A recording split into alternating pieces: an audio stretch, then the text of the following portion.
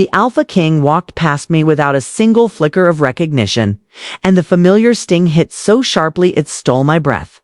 I'd long accepted my place in the shadows of the kingdom, carrying trays, cleaning floors, keeping my head down so no one remembered my name, especially not him.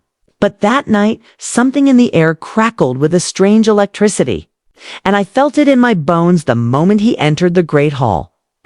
Rowan, Alpha King of the North, moved with the quiet, lethal confidence of a storm held barely in check.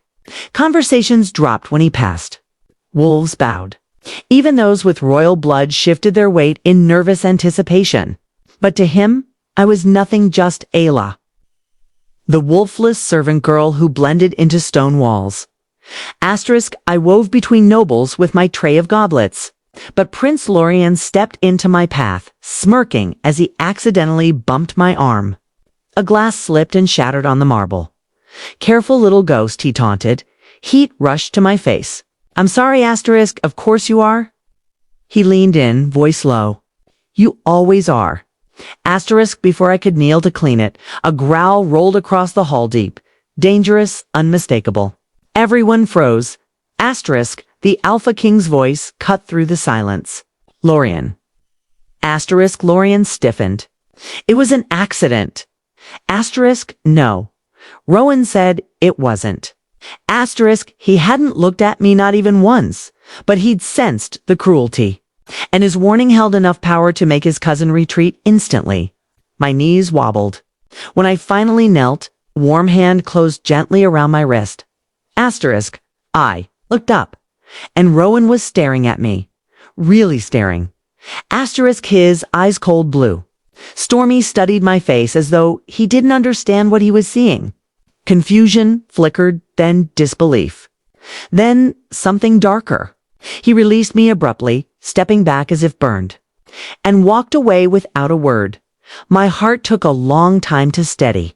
Later, after escaping outside for air, the night sharp with pine and distant howling, I nearly jumped when a shadow detached itself from the stone wall. "You shouldn't be out here alone," Rowan said quietly. I swallowed hard. "I didn't hear you approach. You weren't listening." His gaze drifted over my face with unsettling intensity. "What's your name?" "Allah," I whispered. He repeated it like tasting it. "Allah, why can I feel you?" A chill swept over me. "You're mistaken." "Don't lie to me."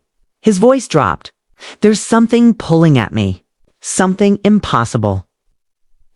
He reached out, fingers brushing a strand of hair behind my ear.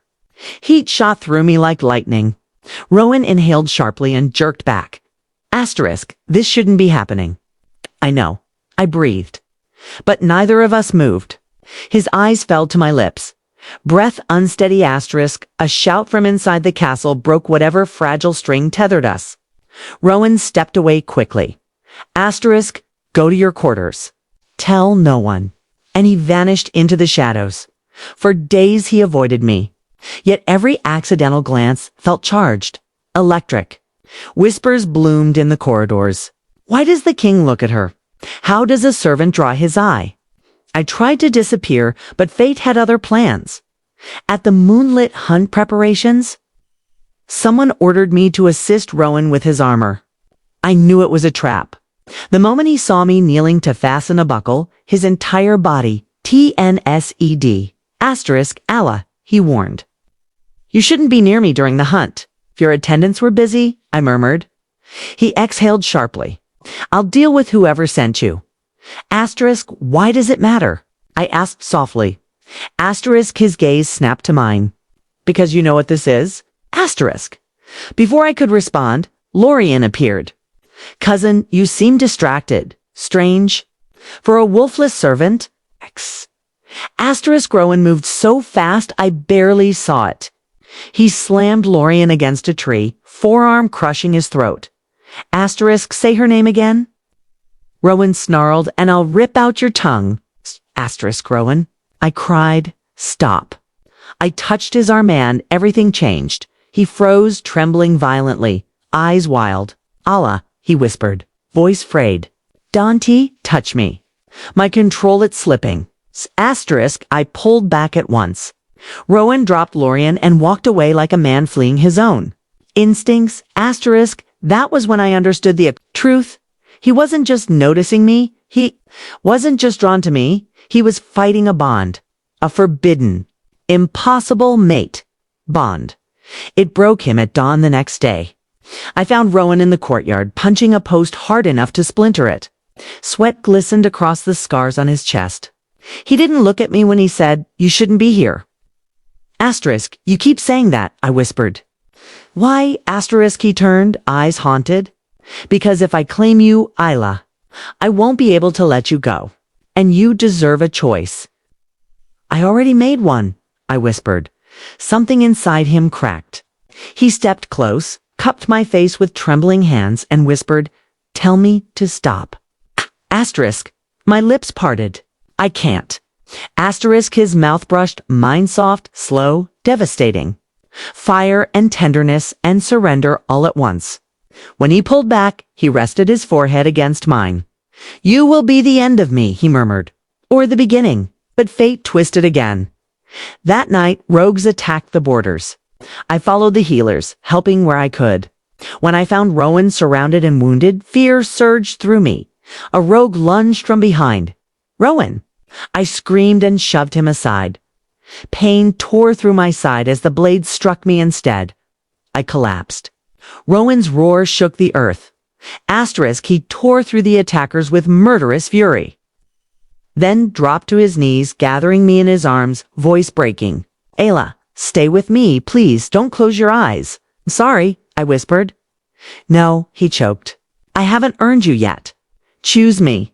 Please choose me." "I already did," I breathed. Light exploded around Uzwarm, blinding, ancient. Power surged through my veins. When I gasped, I heard it. A wolf.